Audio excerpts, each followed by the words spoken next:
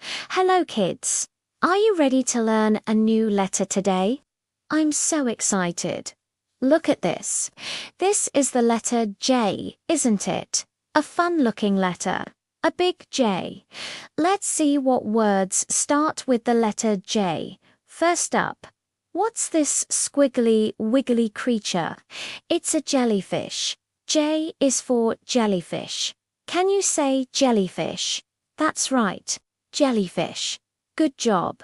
Next, what do we have here? It's a jar. J is for jar. We can put yummy jam or cookies in a jar. Can you say jar? Wonderful. Jar.